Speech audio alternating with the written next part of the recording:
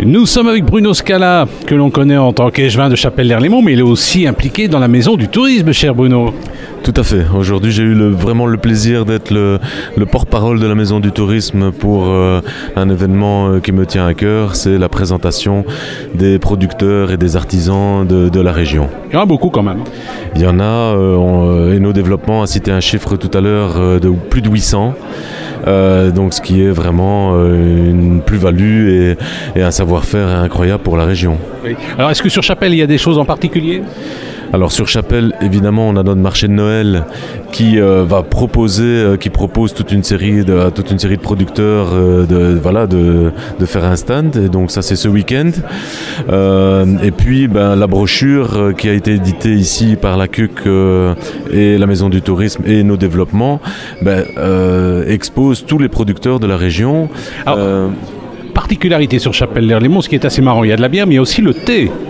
Ah oui, donc c'est pour ça que ça me tient à cœur, je le disais tantôt. Il y a les bières, la bière d'Etcha que j'ai eu le plaisir de sortir il y a quelques années, et le thé chapellois qui maintenant est un produit que tout le monde connaît et tout le monde apprécie au niveau de la commune.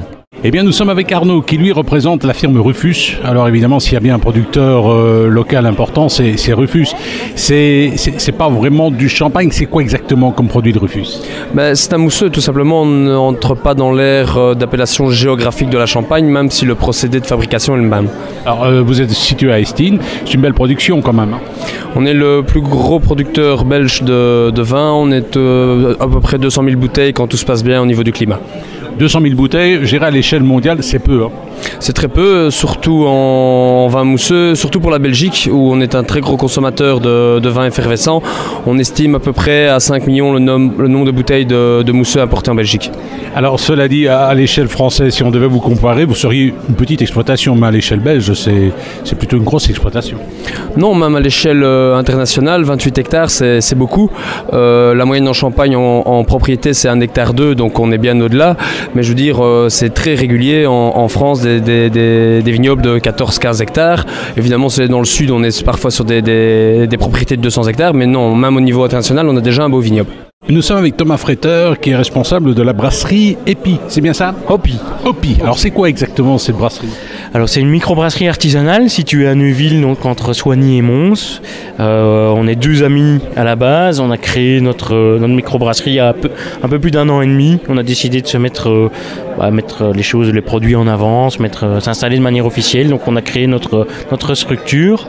Et voilà. Vous produisez beaucoup de bières ? Alors aujourd'hui on propose 4 bières qu'on a en stock. On a une production de 3 hectolitres par brassin, donc ça fait 300 litres, ce qui n'est pas énorme en soi. Et alors on a différentes bières, dont la Hopi Imperial, qui est la bière blonde, une bière emblématique de la brasserie, bière blonde triple, titrée à 8,5 au niveau de degré d'alcool, caractérisée par un petit côté aromatique fruité et une légère amertume en arrière-bouche qui vient contrebalancer tout ça. Alors c'est quand même une belle petite production, hein. Tout à fait, c'est une production qui marche bien. On a différentes autres bières, comme la Saison, qui est plutôt un classique que d'autres brasseries développent aussi, qui est une bière qui est ambrée, moins alcoolisée, mais plus amère. On a aussi la Douce des Dieux qu'on sort ici à la fin de l'année, qui est une bière brune titrée à 12 degrés d'alcool, qui est très digeste, mais assez traître au niveau du taux d'alcool. Et enfin, on développe le concept de ce qu'on a appelé les expériences, qui sont des brassins uniques qu'on propose. Donc soit c'est une nouvelle recette qu'on propose au public, et on voit un peu quels sont les retours qu'on a pour l'intégrer à la gamme, soit c'est une variante d'une bière existante. Celle que j'ai amenée ici, c'est justement une variante de l'Impérial dans laquelle on a rajouté une levure de type gueuse lambic. Donc ça donne un petit côté un peu sur lait, acidulé, qui est très sympathique aussi. Rappelez-nous où vous êtes situé ? À Neuville, entre Soigny et Mons. Merci. Je vous en prie. Nous sommes avec Laurent Devin, bourgmestre de Binche, et avec lui on parle un petit peu de ce qui se passe dans cette belle localité. Alors tout d'abord, en matière de produits locaux, est-ce que vous avez un beau petit patrimoine ? Tout à fait. Il suffit de venir à Binche pour ne plus avoir envie d'en partir. Nous sommes en plein marché de Noël et on voit tous les produits qui sont, je vais dire, à dégustation.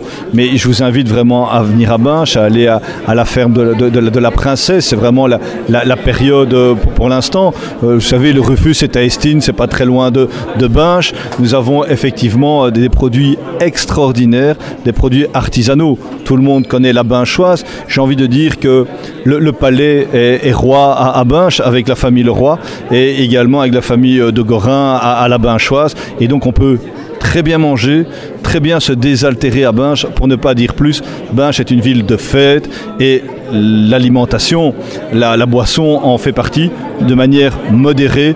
On sait apprécier les bonnes choses à Binche. Nous sommes avec Marc, représentant de la chocolaterie au Manon d'Or. Alors Manon d'Or, D''HOR. Alors pourquoi ce nom? Alors parce que nous venons du village d'Oru et l'idée était de reprendre la connotation or, puisque anciennement à Oru il y a eu un élevage de chevaux de trait et Albion d'Or a été très connu dans le domaine et nous voulions reprendre ce côté historique dans le nom de notre chocolaterie lorsque nous l'avons créé. Alors cela dit, vous proposez différents chocolats. Alors il y en a un que j'aimerais bien mettre en valeur, c'est un chocolat vert. Alors c'est quoi exactement? Oui, donc c'est notre praline Saint-Martin. Donc elle est verte parce que c'est la forme de la cabosse. Et donc on a voulu faire le côté naturel de la cabosse. Et à l'intérieur, c'est un caramel ananas, coco, citron vert, mangue. C'est la praline avec laquelle on a été élu meilleure praline belge en 2012. Ah ben c'est bien, j'imagine que le roi en achète sans doute, non? Vous n'êtes pas fournisseur de la cour? Pas encore? Pas encore, voilà.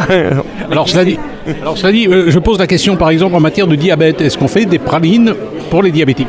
Oui, effectivement, on a aussi une gamme de produits pour les diabétiques qui est fabriquée avec un chocolat à base de maltitol. Et au lieu d'utiliser une pâte pralinée sucre-noisette, nous utilisons une pâte de noisette pure.